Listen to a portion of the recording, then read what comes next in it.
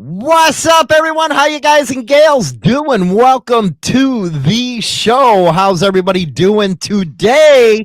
We got the Beatcan. We got Tiny Tim over here with the one leg. He's always looking for that sympathy. We got freaking Danny D'Lo in the house, baby. Was good. What on it? And then we got China Dow in the house today. We're going to be talking about keep out of our lives, damn it. This is one of Danny D'Lo's topics for today. What's up, chat room? What's up, LA? What's up, all you hooligans? What's going on, everybody? Moving today. Danny D'Lo, run on. Take it over. What's good, everybody? Today I wanted to talk about something that I've experienced lately. And I'm sure everybody on the panel, along with everybody watching, has probably experienced this as well. Becoming a step parent. When you get together with a woman or a man, but in my case, a woman, and she's got a couple of kids, and they don't need the stepdaddy. They have a perfectly good father, a perfectly good mother. But as always, when you get into that relationship, well, you're kind of put into that category where now you're going to face being a step parent and becoming it. And there's a lot of trials and tribulations to it, obviously. And sometimes it can affect your relationship.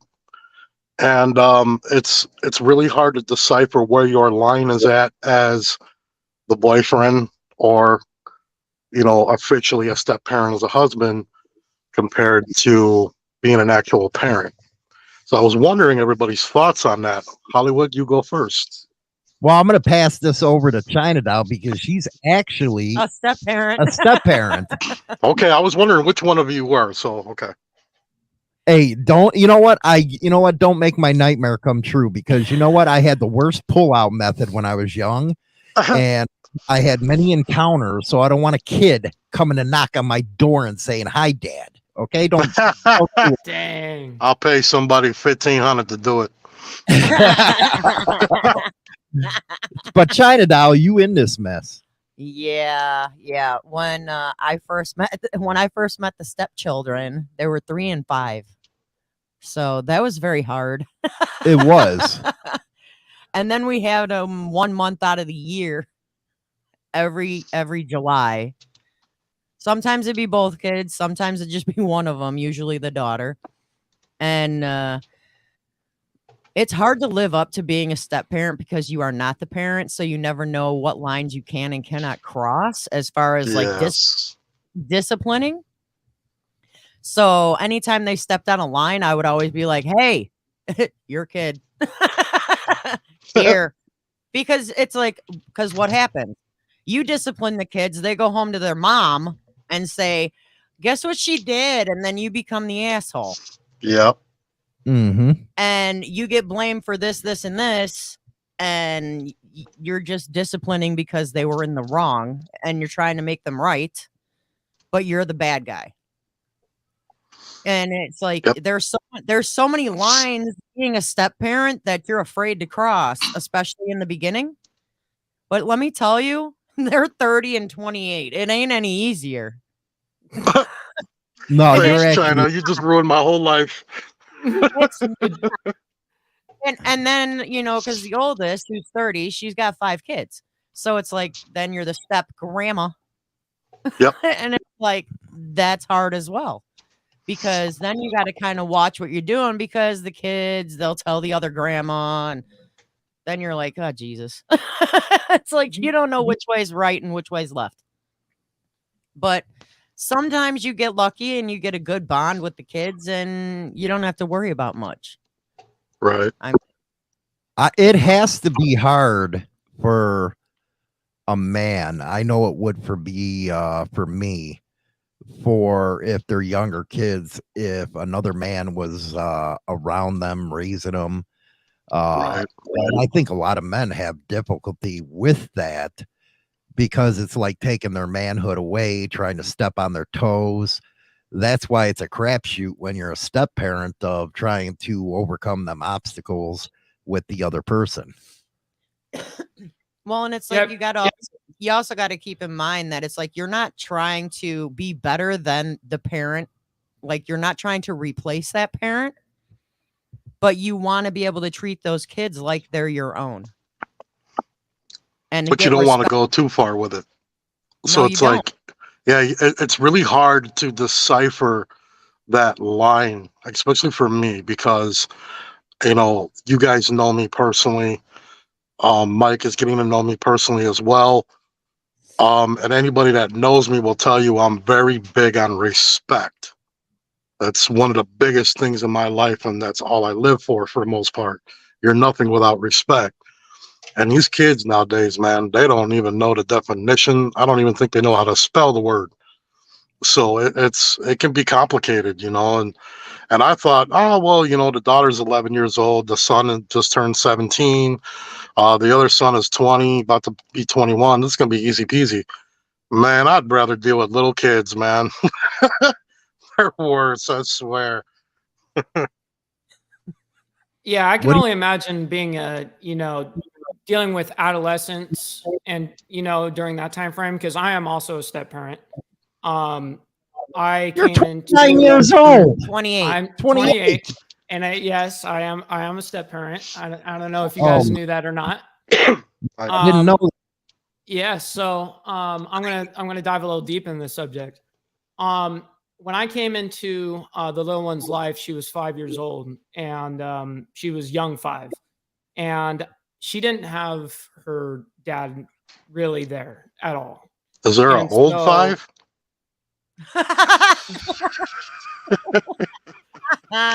so anyways, She's a young 5. Okay. so she, newly 5. She had just turned 5 when I came around. Okay. Okay. So, anywho, she definitely didn't have any type of guidance nor discipline in the household. It was like more of like women trying to get it all, like they're kind of yapping at each other and nothing's really getting done, just like everyone's just chaotic. And I'm watching this all happen as I'm like coming into the family, and I'm like, oh my gosh, like I'm gonna have to like be the solid person in this family, and that's what did end up happening. And it became a beautiful family. I look at her as the exact same way as I look at my newborn. That's Right. I mean, she's not a newborn now. I mean, she's almost 11 months now, but still, I look at her as the same. I've been in her life since, when I originally came around. Now, I mean, she's almost, coming up on 8 now, but nonetheless, she definitely needed that guidance, and she didn't have it at first. And I'm glad that I was able to help resolve that issue as well, because I felt bad in that case because I saw that lack of guidance. So, Well, yeah. you know what? I really look up to all three of you then, and I'm not trying to be a prick here. Well, I am a prick, but I'm not trying to be at this one. Step parents are extra. They're great people, because I wouldn't be able to do what you three did. I don't know if it's because It's a big step. I'm a little old school, but I don't think I could get attached to somebody else's kid that ain't my blood. And I think maybe it's because of the culture I come from. It's not saying that, hey, I wouldn't be cool, but I don't know if I can ever get that attachment. I think, when you spend enough time with anybody, an adult or a child, how can you not live to love them and be a big part of your life? For me, I'm coming into this as a newbie. I've helped raise a lot of kids, friends' kids. I had a part of my nephews growing up, but nothing prepares you for it until you just start doing it. I've noticed that it's made me grow up and thinking a lot. Before I'd be real quick to fly off the handle and start swinging on somebody. Now I'll think about it. you know. And I mean, like I said, I'm a newbie to it, you know. I'm fresh into it. I think officially we're on 7 months now, a couple days ago. And I can already tell you that, you know, I care about these kids, you know, dearly. You know, I was already friends with the 20-year-old before me and my girl got together. So, you know, that helped. And that's the funny part too. You know, I figured, okay, the 11-year-old girl, she's kind of young. She's a little girl. She gonna be cool. She gonna be easy peasy. It's the two boys I'm gonna have to worry about, you know, because another man's coming in the house, gonna be with their mother. They're gonna be like, "Yo, who do you think you are?" type of thing, you know. And the crazy part is the two sons, they got nothing but utmost respect for me. You know, like I can talk to them like a grown man. I've sat down with the 17-year-old, had many personal chats with him, explained to him a very small piece of my history, so he could understand that. Hey, man, we can relate. You know, because he's going through that teenage thing, trying to be a gangster, you know, and doing crazy stuff, you know, that he thinks is crazy. But yeah, it was definitely not that easy, man. It's the 11-year-old that's just, she's something else, man. She's been fighting me tooth and nail through the whole thing. We've gotten cool now. You know, we have our little cute moments and stuff, which is cool. But yeah, it sure ain't gotten any easier, to be honest, man. It's something. But yeah, a round of applause for us that are willing to step up and be that. You know, these kids didn't need me. You know, like I said, they have a father, they have a mother. Um, both of them are very deep in their lives and take care of them. You know, so it's not like they needed me. So I mean, you know, I'm just that bonus, I guess. You know, but it's not easy. Well, here's the thing about being a step parent as well that people don't necessarily put in consideration all the time.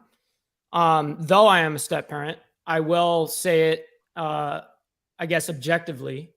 Um, Look at men that come into a step parent life or even a woman, whatever. It could be anybody. I would say it's hard because relationships they're rocky, you know, not all of them last. And so what ends up happening is you end up growing this deep attachment with the child that you're around for, let's say, 4 or 5 years. And then all of a sudden, I don't know if you guys know this, but 80 to 90% of breakups are actually initiated by the woman, not by the man. The man usually will stick it out. It's usually the females that break it off. So that's almost a lose-lose right there. You lose your woman and you lose your kid. It is. How did you, hey, China Doll, how did you deal with, see, that's with me, the conflict I wouldn't be able to handle with the other parent. You had to handle a lot of conflict, and I don't even know how the hell you did it.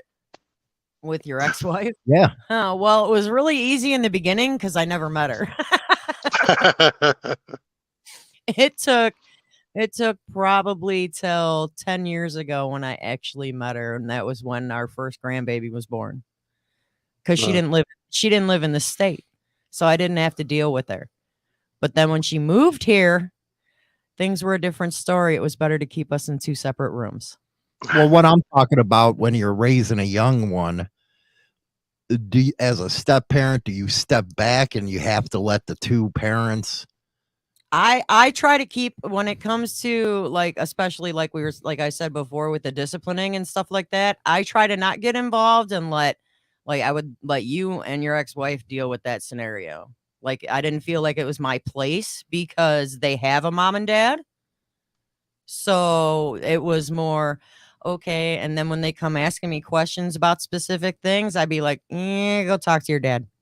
Go ask your mom. Because I didn't know if explaining specific things was my place. Like, your kids did not come ask me about sex, I'll tell you that. But if they did, it'd be weird. That's all I'm saying. It'd just be weird. They didn't, though. It's fine. And that's something, Danny, you might be facing. You know what? For me, well, first of all, I haven't met the father yet. I have a pretty good idea how that encounter will go. And I think it'll probably go respectfully. I usually know how to motivate a situation to go in a certain direction, and not allow the negative stuff to start or anything. For me, I think it's just about giving that the real parent their proper respect, you know. Like for instance, I remember my girlfriend's daughter, she wanted me to pick her up at school on my Harley. And I'm like, yeah, baby, I'd love to. I'm like, but I'm gonna need you to ask your father if that's okay with him, because I know how I'd be, if some dude, I don't care if you're the coolest guy in the world, you're not going to be riding my daughter anywhere, So I think giving that proper respect, whether he deserves it or not, but giving him that proper respect as the father, I think is a good starting point to build that mutual relationship. Like, look, I don't plan on going nowhere. My lady don't plan on me going anywhere. I'm going to be in your kids' lives. I want to respect your wishes. I will talk to you about what's going on that you don't know about, stuff like that. You know what I mean? But I'm also not going to like bow to you either. There's got to be that mutual respect, I think. How do you handle the conflict, Mike? Say the father's a piece of shit, or the father just can't get over losing the mother and now wants to make live in hell. That is, I know how I'd handle it. Yeah, that's a hard one, man. And it's hard to speak objectively because I'm trying not to take my own stuff into account here, but it's hard not to. Right. For me personally, going through this, as you guys were kind of getting at, like the punishments and all of that, yeah, it can be hard, and because you don't know what is correct and what would be appropriate and what is not sometimes, and of course, being the disciplinary of the house, that's hard to do. So I have to like talk to her mom, be like, hey, the game plan's this, we kind of like go over the plan, and then it's like, okay, now we got it. But what I found out, as long as we're always on the same page, me and my old lady, then the children always fall in line. Right. That's as long as we're on the same page. It's not like, hey, mom says this, dad says that. We're always on the same page. That's the best thing to do. That's a big part of it. Massively. Gotta be on the same page. With the other parent, the step parent being a POS, not necessarily being a part of their life, maybe not paying child support, stuff like that. This is the way I would handle it, man, is instead of being upset at them personally, listen, at the end of the day, it is their child. And this is what I've done. I go, look, I may not personally like you as a person, maybe not, but I have to at least give you that respect. It's like in a club, you may not have to respect that person, but you got to respect the position. Same kind of thing, And so what I did was I opened my front door, actually. I said, you can come by anytime you want. That's what I did personally. Right. Now, we've done it for, a couple of birthdays and stuff like that, but it's not like dude comes over all the time. But at the same token, I'm the one that's the daily life of the father, Well, right. I'm gonna put China Doll on Front Street here. Oh, shit. And this, you know what? This can stay with the same conversation of keeping out of our lives and step parents at the same time. Uh-huh. Mike just mentioned that, well, is he up on child support? Now let's take it as a man, is the one that ain't you got a step parent coming in like Danny or Mike. Do you think the parent is obligated to pay child support now that she went on with her life and has an income? Shouldn't the government look at their combined income? Well, I hate the fact that the government has to get involved with child support issues. I think you should be able to work that out as a couple, and not and not get the government involved. But unfortunately, that's not how it goes in this world.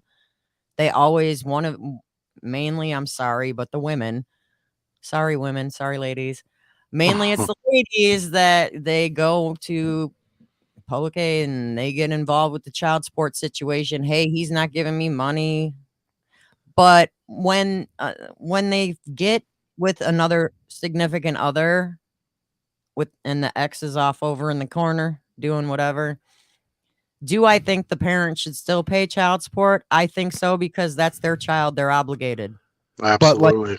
But like in Illinois, Because it shouldn't matter that you're with somebody else. I'm gonna No. play devil's advocate. But I know here. where you're going at with this. In Illinois, it's 21% that per child that somebody has to pay out for. Now that was based on the natural father's income and the wife's income. Don't you think that percentage should go down now and the income of her spouse should be included in it? Well, unfortunately, in Illinois, I know for a fact that when we got married, they took in my income as well. And don't you think that's fair, Danny? Say yes like and no. you got an 11-year-old now as a stepdaughter. Right. Do you think that your income should be included in them calculating child support for her now? No, because she's not my child, and if I don't have the same rights as the parent, then why would I pay anything towards that? Now my personal feelings, I'll buy that little girl anything in the world she wants, but legally, as I always say, let's keep it one on it, No, Mike. you said that 100% right, Danny. That was nail on the head, dude. The thing is especially even when we get married, that's going to prevent people from doing it anyways. I don't think that should be an account at all. I think No, me neither. I think for sure it is not legally my baby, okay? But unless you're going to give me let's say he was going to fork over the father's rights to me, then yes, okay, Yeah. now you don't have to pay child support. You know what I mean? But if Yeah. you're going to hold that title, I'm sorry, you're going to pay that. But here's the Yeah. thing. I can just tell you, I can promise you that my baby, both of them, live a fantastic life and they don't need the child support. Right. But he should always be inclined to pay. Always. The way I because would look it's- at it, if the government is going to make me pay, then you're going to make me a legal guardian. That way there, unfortunately, like you already said, Mike, and that's a fact, if something happens between me and the mom, and now I'm gone, now here I am, let's say I was with her for 10, 15 years, and I've been paying for this child this whole time. I've been paying taxes on this child. I've been, giving this child a life, as I would do regardless of the point. But I've been doing all of that, and now we get a divorce, and it's screw me again. That's not right. No. Well, China Doll, let's talk about that. Let's talk about what Danny just said about screwing him. Fathers have the hardest time getting their rights. And this is They why do. I do not believe the government should be involved. And see, the government didn't get involved until the 80s with child support and all that. Before then, it was handled in the courts between the parties. But now they're pushing into private lives of financials. How can you go and say the government set something at 21%, where a lot of these men, the kids are used as pawns against them? Well, that's the biggest thing. The sad thing is the kids are used as pawns, Yeah. and I'm sorry, but the women do it. They hold the kids over your head. Well, if you don't pay me child support, you don't get to visit with your kids. I mean, Yeah, I've they seen use it. these kids like a credit card, man. They do, and it's depressing. I see it happen all the time, and The government needs to stay out. I mean, they need to stay out of like the education system. When it comes to child support, I think if you're divorcing someone, it should be in your divorce agreement what you're going to pay in child support. 21% in Illinois is bogus because they're not taking an effect, and that's your gross pay. They're not basing it off what the after taxes. It's prior to taxes. Of course. So they're not taking an effect that you pay mortgage or rent, that you got a car payment, you got utility bills. They don't take any of that into effect, that you need groceries. They don't care. They don't care. They're going to take what they want. And it's pre-tax. It's not net. It's gross pay. Now, how's that stabilized to what you're saying, Mike? That, yeah, they should pay child support, but should the government enforce that? This is hard for me because personal belief, I don't think the government should be in shit. But it's hard because there is a time and place that this could be appropriate. You know what I mean? Right. I can understand, for sure, a single parent struggling and just trying to get through, let alone someone that got together with and fought and just continued on with their life. I think regardless, nonetheless, this whole being a step parent is one of the biggest things that you can possibly jump into. I feel like, I mean, I did it, but I love every bit of it, but I do not think that I should ever be forced to be able to now, that they're taking my income and my old lady's income for that child that's not mine does not make sense to me. Mm. Why now theoretically wouldn't she be getting paid from two different people for one child? Mm-hmm. Yeah. Isn't that theoretically how that would work? Well, So now you're kind of scamming the system. Now, Danny, LA brought up something that you probably can relate to.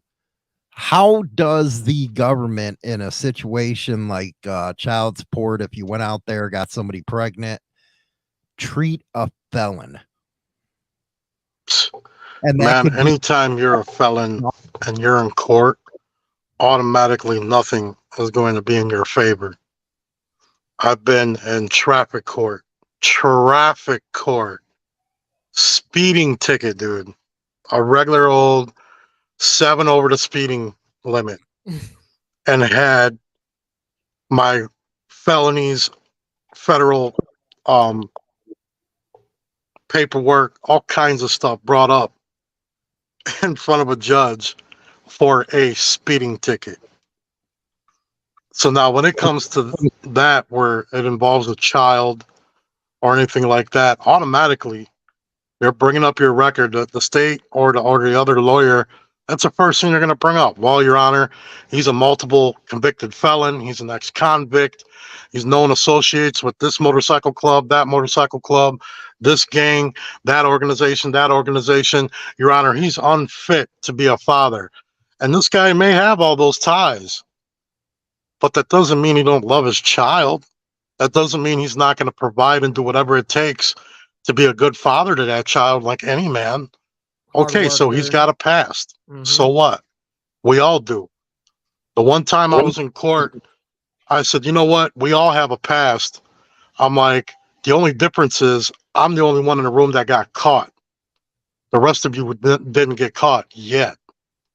And nobody liked hearing that, of course. But yeah, it's not, it's never going to be in your favor. If you're a felon, we should do a show about this. If you're a felon, you are basically the trash of society. You are the outcast, and nothing's ever going to be in your favor. Well, Danny, let's explore this and go around the table. We'll go to China Doll and Mike. Let's explore this as a felon. And when you're a stepdad now, and maybe the other parent's a felon as well, at what point do you stand up and say, hey, I don't want you around this child that I love? Is it somebody that might have a murder rap on them, a petty rap on them? Is there certain people you wouldn't, because you took that child in? Right. Is there certain people with felonies you wouldn't want to be around them? Oh yeah, of course. I mean, with me in life, there's certain felons I'm not going to allow anywhere in my presence. To be honest with you, I try not to allow any felon in my presence nowadays. And it's nothing against them. I definitely don't look bad at them.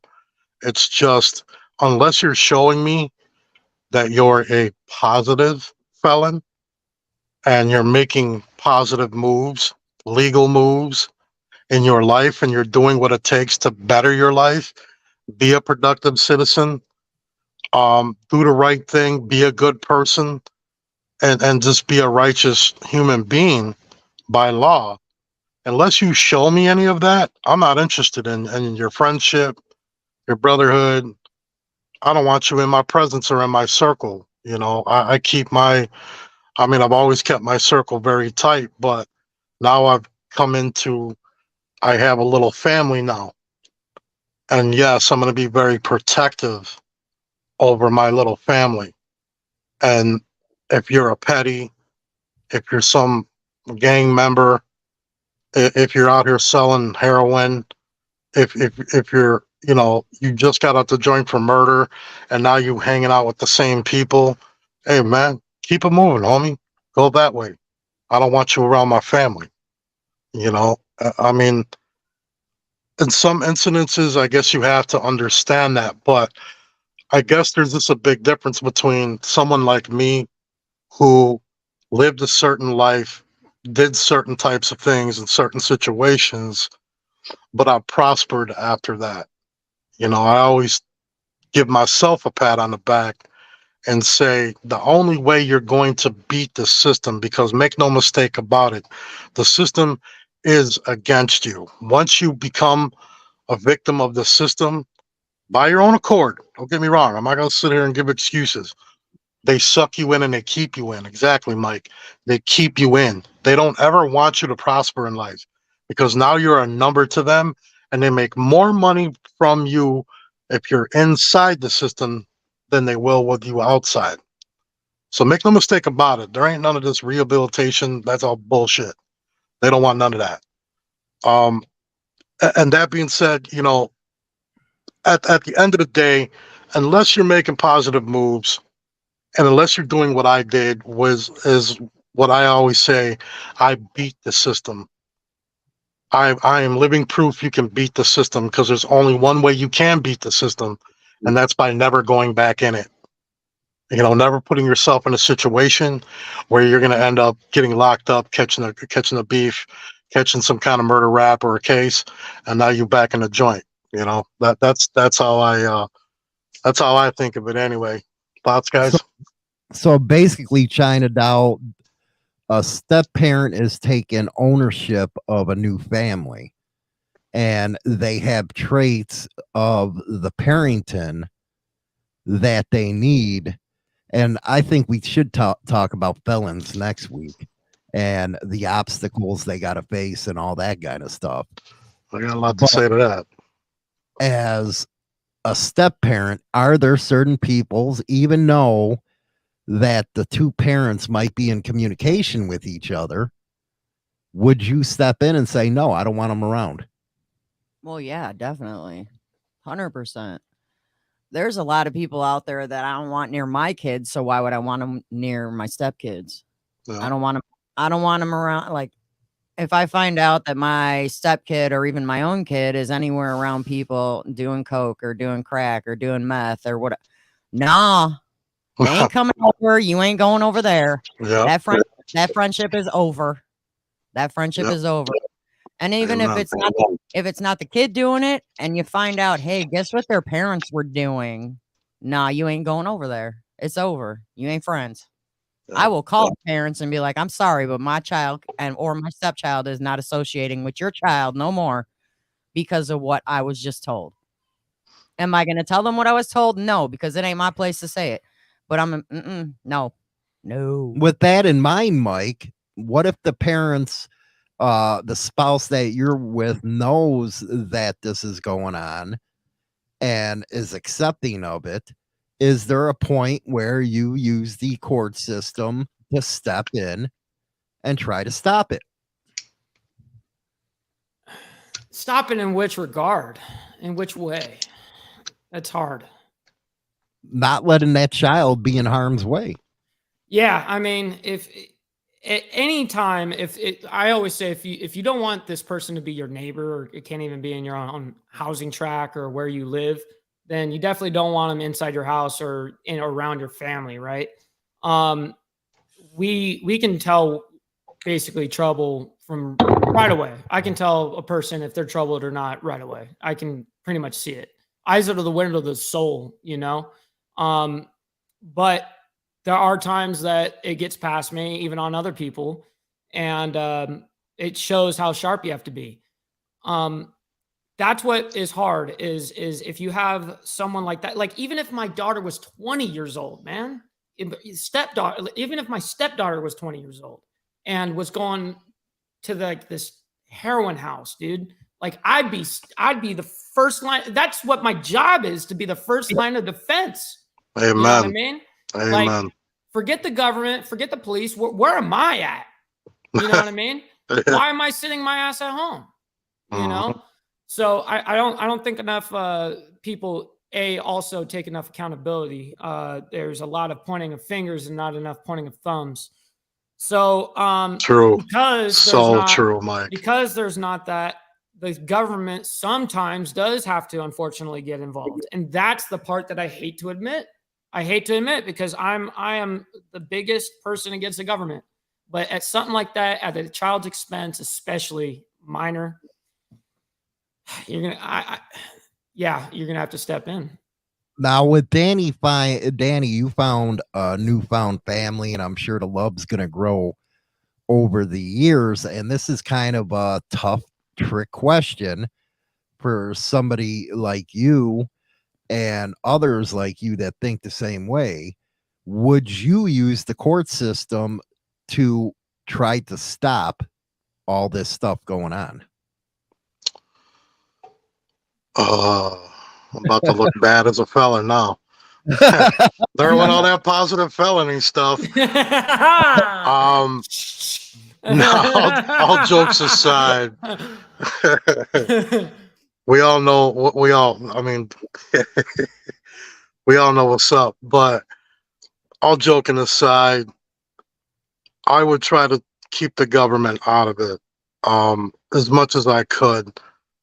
Not just because I don't like the government, but I think of the kid in question, what they have to go through.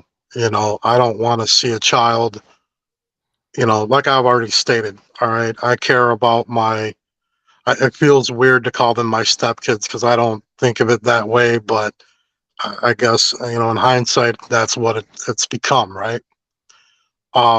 So my quote unquote stepkids, I care about them deeply already, and I want nothing but the best for them, you know, as children, period, and young adults. And I would step in personally. That's just how I am. My first thought is never, well, we're going to have to go and call the cops and deal with this. You know, my first thought is, hey, babe, I'm on my way to this dude's house and I'm going to go have a chat with him. And as I always say, it's completely up to that person how that chat goes. I always leave it up to them. You know, I'll dictate it the way I want it to go. But if they decide it's time to be a hard on and go the other way, okay, cool. Then we can go that route too. Either way. To be honest, I guess, like I just stated earlier, there's no such thing as rehabilitation. To be straight up bluntly honest, the only way the government's going to get involved, I mean, I guess depending on the situation, the truth be told, but 9 times out of 10, the reason why the government's going to get involved is because I went and did something stupid, and I'm the one that's going to be in the government's hands. You know. Well, Um, good question for China Doll, Danny, would be, China Doll is one of the biggest supporters I've ever seen of, and let's admit it, bikers, we take a little different outlook on kids than Yep. most normal people do. And one of the things that she supports 100% hardcore, and I'd have to say as well, is BACA. Oh, Baca, Yeah. Mhm. Bikers Against Child Abuse. It was really interesting because Wednesday I was actually driving with my son in the car, and we were going to the store, and in the lane next to me was a guy wearing Baca patches. And my son kept asking me, he's like, "What is that? What is that?" And I'm like, "Hold on," because we stopped at stoplight and the guy was right next to me. So of course I got to roll my window down.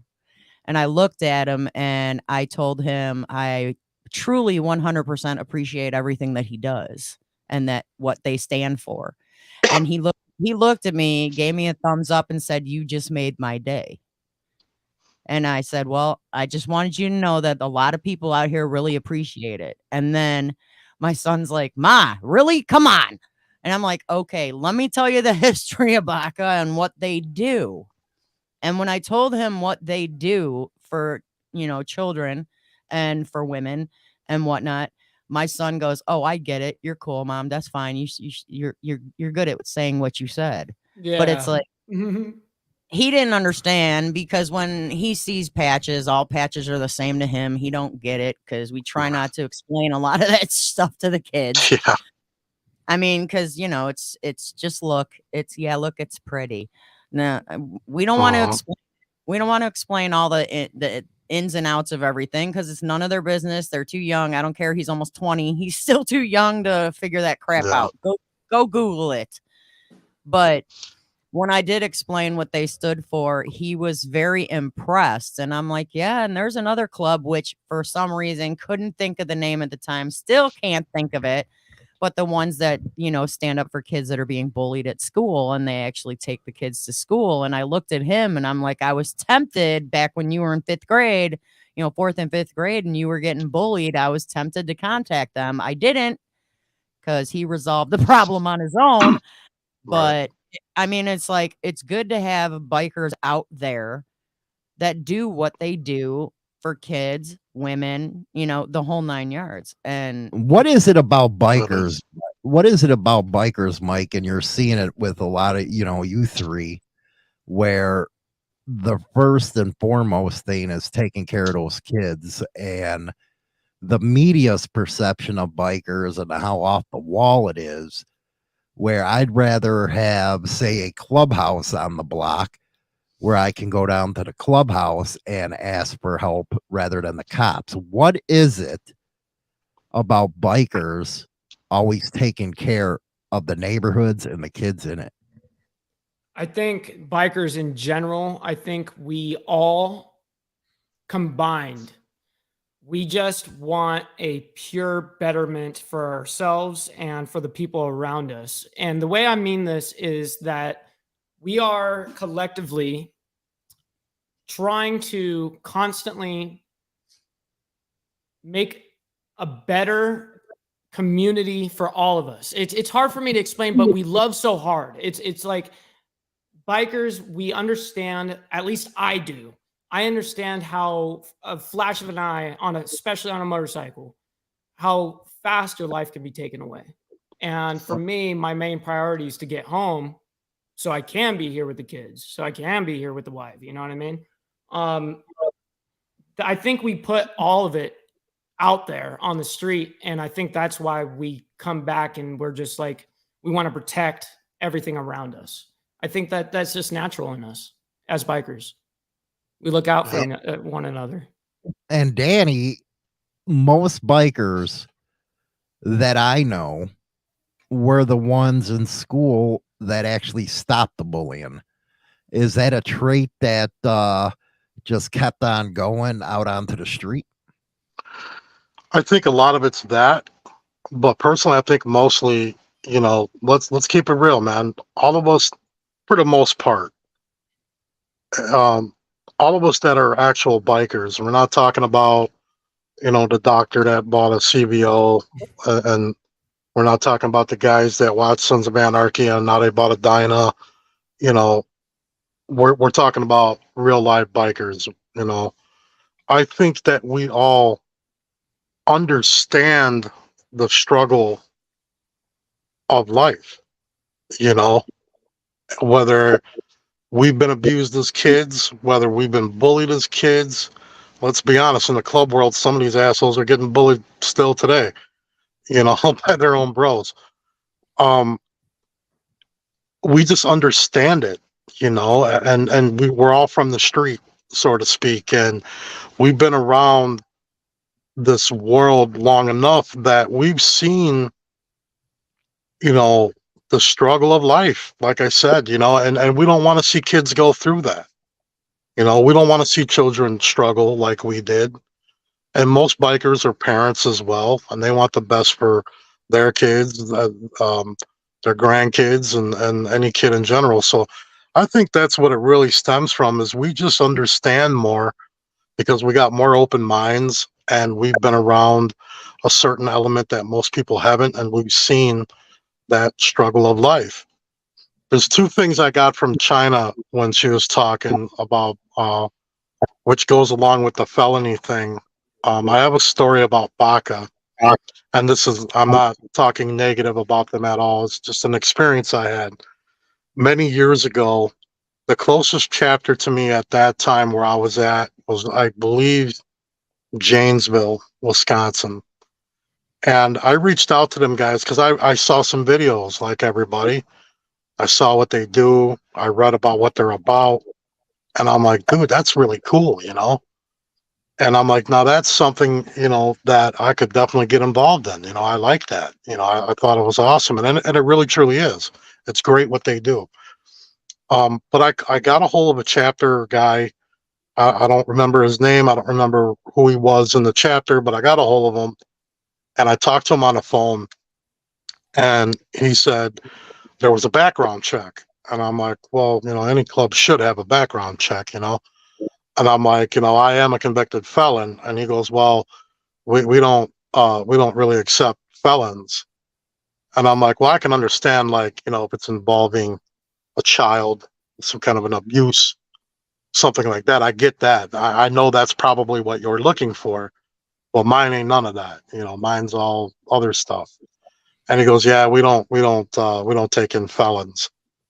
And it blew me away. And I'm like, so you're telling me that these guys that have never proved themselves, have never done anything, that they're really going to truly protect these kids compared to, oh, I don't know, somebody who's been a convicted felon of shooting a couple people, for similar situations. Like, are you kidding me right now? And that was the experience I had with Baca. Again, no disrespect towards Baca. Love what these guys do. They do an awesome thing. Later on, I was told by some Baca members, actually on my YouTube channel, I believe we're talking about it, and so a couple reached out and said, "No, man, it's not like that at all. We don't care if you're a felon. It's just, certain types of felonies." So the guy just said it wrong or something, but that was just a funny story that I had to talk about because I was like, wait a minute. I'm like, y'all doing some borderline felony shit, man. You ain't gonna accept me, like, for real. I'm like, come on, man. But one thing I did notice, Danny, and this goes to China now. Biker chicks are a lot different breed than regular mothers. They're like they are. They're like mama bears when it comes to kids. Yep. They take it to a different degree than, say, a regular mother would do that's not around it. And why is that? And it's funny that you asked that. I mean, I'm gonna be 50. So it's like I not only am like a mother bear to my own kids, I would be to anybody else's kids. Like, I mean, to me, I kind of like feel like I could be little Mikey's mama. So But it's like, I mean, if he was around here, I'd probably mother hen him too. But I Mhm. mean, it's just an instinct, and it's like it's a stronger feeling than just being a mom. But when you're a biker chick and a mom rolled together, I think you love twice as hard, and you have twice as much, or even 10 times more protection over kids. What do you Well, I think, think you Mike? guys have that status too, because any other woman, yeah, they can call their brother, one of the uncles or something like that. When you a biker chick, depending on the biker world you're in, 9 times out of 10, you're going to have a bunch of real bad dudes that you can call at any given That's moment, what I was gonna get at. you know, Is that these are these on their way. Just listen for the rumble. these girls for sure, women are around. I would say they're more sociable than the average. Yep. They get out more than the average, I guess, housewife probably. And they got a whole bunch of family that's around. So when they Yep. have that, you have all these, you're now all of a sudden you got your best friend who's become your brother now from the being in the club. You've learned about him and his situation, his family, you have him over, whatever. It's like instant, like the moms are on top of the kids, ready to go, and all the food is laid out, all prepared, like it's all handled, and they do a fantastic job at that. It's like another level for sure. Yep. It truly is another level. And how do you think that they get to that point, Danny? And why is it that it seems like it's more the older generation women that do that than the younger ones? I think it's just the changing of generations. Um, back in our days, women carried a bit of respect as well, despite what the general public thinks they know about our world. Our women carried a certain amount of respect as well, and they earned it just like we did, versus now, most of the chicks that are involved in the biker world now are just more they're more like the exact guys that are involved in the biker world, where it's just this model of look at me. It's not about carrying yourself with respect. It's about look at me. Look at my custom vest that I got. Hey, my man's in so and so club. Did you know that? Nobody cares, sweetheart. Red flag you right know, there. Red you know. flag. But and I just went through that not too long ago, where somebody didn't like something I had said. Do you know who my man is? And I'm like, the question is, does your man know who I am? Because I don't care who your man is. And I certainly, sweetheart, do not care who you think you are. you know. So I think that's just the biggest difference personally. China, what about you? Do you think that they don't have as much as respect as your generation? The women, no, I don't think they do. I don't. No. I don't think they're properly educated. No, they are not, China.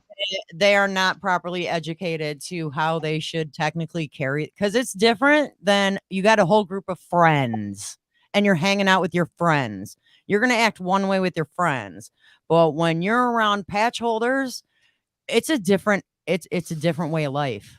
Yep. And the way you carry yourself is going to be so different than the way you would carry yourself around your little friends. Well, I'm talking about Absolutely. as far as the older generation. Is it because experience that they're more protective of kids than these younger ones are? I think it is definitely experience. And a lot of it has to do with I don't know how long experience. How long you've been around the scene.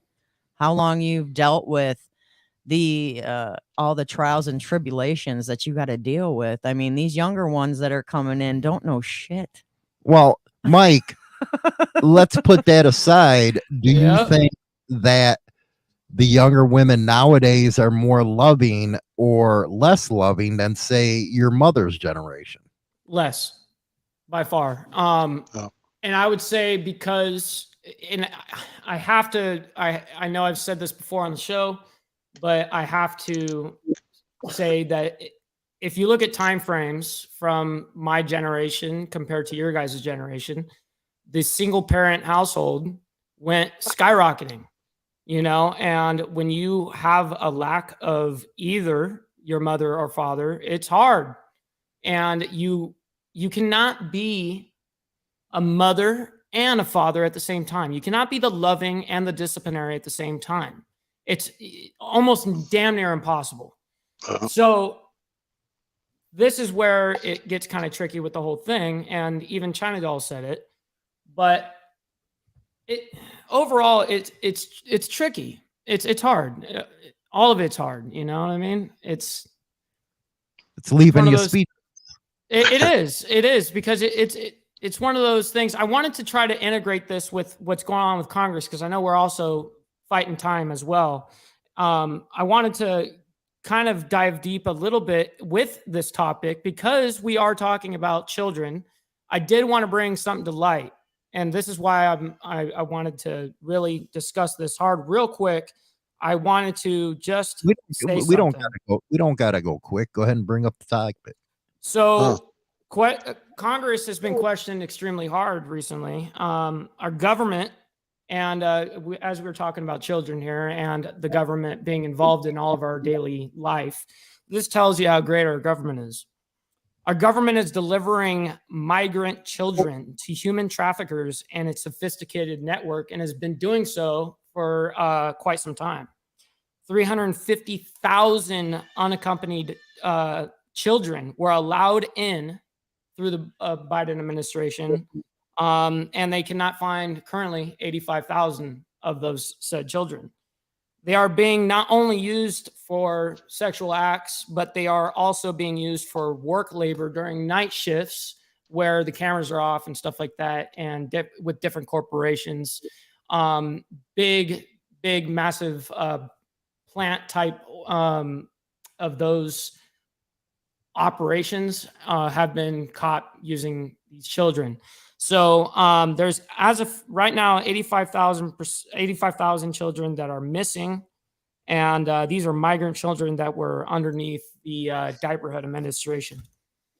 So I just wanted to bring that up because I think, Mike, you just got another video subject next week, felons, and the week after, the human trafficking of minors by our own government. Yeah, I mean, it's insane that right now, literally, our U.S. Congress is being pressed on this exact issue right now. And what's worse, Danny, is the media ain't covering it. Of course not. The government controls the media. Listen, man, the government controls everything. You know, and I mean, hell, obviously, right? They control what we know, what we don't know. And unfortunately, nowadays, they are controlling our children and our school systems. They're controlling the narrative where they're teaching our kids that reading a history book is racist. But you're more than welcome to read this book about two gay boys having their first sexual experience. Can you freaking believe that? And this is a true fact. No, it's sickening. And to me, that's not just alarming and concerning, but that's just ridiculous. You know, that we reached to this point that the government has pushed their narrative, and I don't even know what the narrative is anymore. Like, I'm so lost at this point, because it's like, why are we, you know, my lady's 11-year-old, she jokes every now and then about, you know, how am I going to identify as this, but she's joking, thank God. But there are kids in the school that are saying they identify as a cat, And they're serious.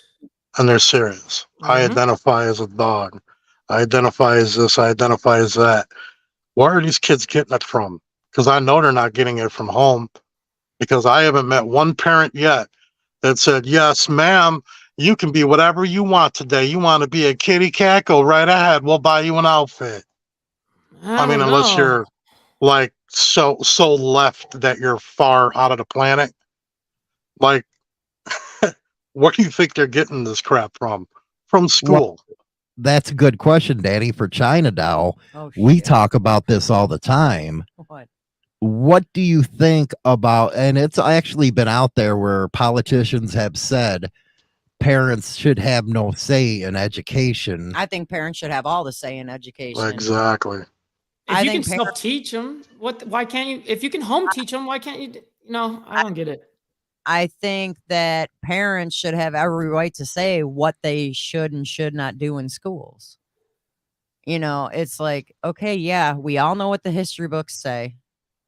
Okay, we all know all the way back to slave days up until now. We know when Columbus, all the fun stuff. We all know it because we were all taught it. Did that change who you were? Didn't change who I was by reading a history book. Right. I don't think the government should be able to step in and say, hey, guess what? Now you can't read To Kill a Mockingbird. You can't read Anne Frank's diaries. Shut up. Get out of the libraries. Don't tell us what we can and can't read. But you can definitely read a book that says, how to figure out your pronoun. Yep. But And that's acceptable. It's getting stupid that they're telling you what you can and cannot do in school, when I think the parents have every right to say whether they agree or disagree with what their kids are being taught. Absolutely. How much? What brought that idea on me too was, so I forget where it was at. China's going to kill me because I should be doing more research on this. I forget it. China probably knows about it. So there was a high school, I forget where, damn near the whole high school left school in protest, like walked out, because it was about the bathrooms. They were taking the urinals out of the bathrooms because of the non-binaries and the LGB and all this BS that everybody thinks that really truly matters. Because of that, they took out the urinals, and all the kids were in the school were upset about it, over the whole reasoning behind it. And a little girl actually she literally said it on the news channel. I'm sure they regret showing it, but the little girl made the most sense out of anybody I've heard. She's like, look at all of us out here. The whole school is out here. What is there? Maybe 2 or 3 people that ain't? So those 2 or 3 people, their opinion matters over the 2,000 of us kids that are standing out here in protest about this situation. And to me, I don't think that was a parent that made the complaint.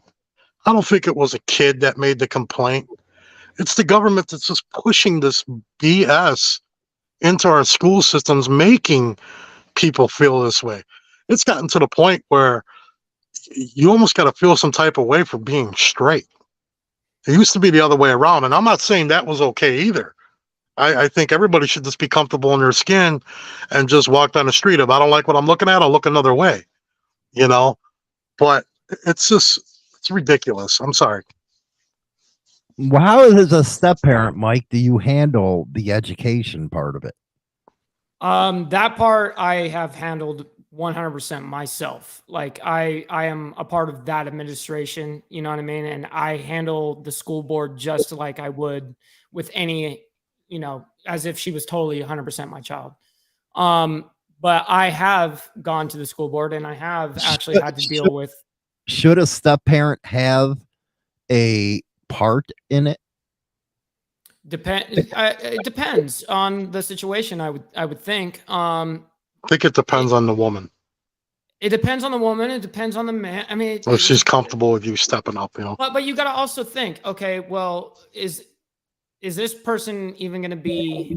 Is that parent going to be even in the same city, state, county, whatever? Are you going to be there for everyday life? Are you going to be there when the school calls, or am I going to be there?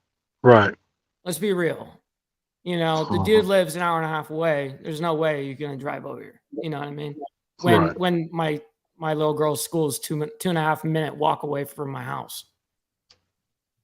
Doesn't make sense. Mikey, put When- your link to your YouTube in the chat. People are asking for it. Oh, okay, I Yeah, got Mike. you. When it comes to my situation, I pretty much I feel the situation out. You know, I will just look at my lady and say, babe, what do you want me to do? You know, you already know I feel some type of way about this situation. Would you like me to talk to her? Would you like me to go to school with you? Like, you know, to me, I think it's really truly up to the woman on what part of a step parent does she want you to play? Does she even want you to play the step parent part? You know, I mean, she may not. She may be like, hey, listen, these are my kids. If they step out of line, I'll correct them. You know, if you have a problem with it, let me know. You know, within reason, you can correct them, of course. You know, we live together or we're together all the time, you know. Um, I think it's more up for the parent at that point. Well, final question here, and we'll start with Danny. Go around. Are you starting as you got a new family because you're just getting into being a step parent? Do you feel overwhelmed, scared of some of the stuff that you're going to have to handle going forward?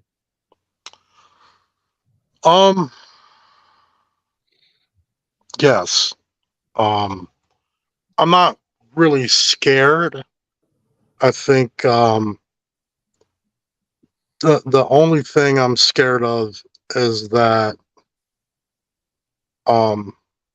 something happens to one of the kids, you know, or the grandbabies now. You know, my lady's got those too. That's more or less what it is. I mean, it's definitely changed. It's changed a lot about me. I guess it's made me grow up in a way or something, or just change different. Like, you know, the whole thought about, you know, being around the MC world isn't that big of a deal to me anymore. I don't even really care to be around it, really.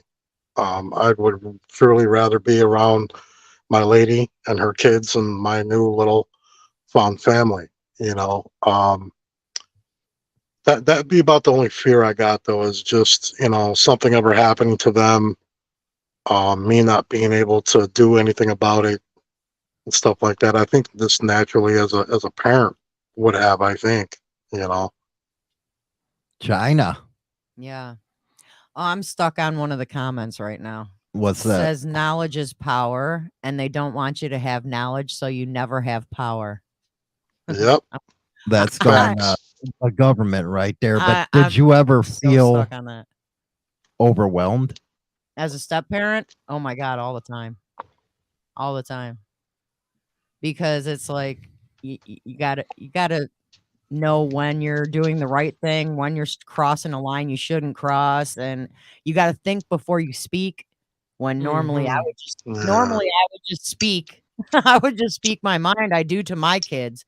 But it's like when you're talking to a step kid, you got to kind of watch what you say because it's going to go back to their parents, and then you're again probably going to be the bad person. Yep. So it's like, That's actually my fear. Not, I don't feel overwhelmed. That's a part of being scared for me. Mhm. I mean, Is like you said, you say something and And then yeah. have that being used against you. Yeah. And when you're just trying to do the right thing as a parent. Yeah. and a lot of times, you know, I'm not saying kids are all jerks, but sometimes the kids will change it around with Oh, what they you all are. They manipulate. That's what kids do. Yeah, every single one of them. They manipulate. and They're the I, enemy here. I don't know how many How to times, negotiate with terrorists. Exactly. I don't know how many times I was told by my stepkids, you know, after when they started being teenagers, well, you're not my mom. And I'm like, I'm not trying to be, but I am an adult in your life. Mhm. I am not Right. trying to replace your parents. I am just trying to help parent you. Mhm. I gotta say, I'm thankful that I haven't been told that yet, Me too. because truly, that would would break hurt. my heart. That would hurt. Yeah, would hurt. I'm not even gonna lie. And me, I'm not even gonna put I'm on a with front you. for anybody watching. I don't care. I would cry. That would hurt my That would freaking hurt. feelings. It really would. From my own child like that, yeah. Yeah. And there were numerous times I would actually go to Hollywood and be like, hey, you know what your daughter said? Because I would be like, it was your daughter. Mhm. Or your Yeah. son said, well, I'm not their parent. And he's like, well, when they're here, you are. And I'm Right. like, well, you tell them that because And you know what? And that's Because the they don't biggest. believe it. Yeah, that's the biggest thing I think is the parent that you're with has to give you that room to maneuver. You know what I'm saying? Like my lady, she's she didn't lay down no ground rules or nothing. I just went with the flow. I eased myself in.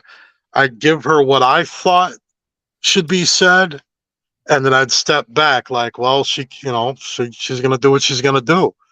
And little by little, she made it very clear to me, like real quick in the relationship, don't let that little girl walk over you. She told me that right away. Yes, she will. So then the only problem is I would have to sit down with my lady and be talking to her and be like, all right, listen, I didn't appreciate what you just said a little while ago. I want to approach that situation, but I don't want to make you mad because I have a hard time, being nice when I'm trying to explain common sense to you.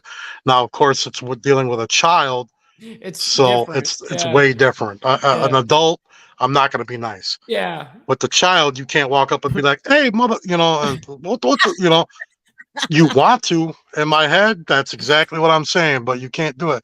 So that's a big thing that you brought up, though, China, is like Hollywood giving you that full permission. Like, oh, dude, my lady's half Cuban, girl. She stay with a chocolate on her waistband, man. Yeah, she stay with a chocolate on her waistband like it's a revolver. But yeah, that's the biggest thing is the real parent has to give you that room to operate. Like, hey, listen, you can reprimand the kid. You can, of course, always try to teach the kid better and stuff like that. But the one thing you can't do is smack it upside its head or kick it down the street like I've wanted to a couple times. You can't you can't put your hands on them. You know what I mean? I think my favorite time was with my stepson, his oldest boy, who decided he was going to skip school and act like he missed the bus.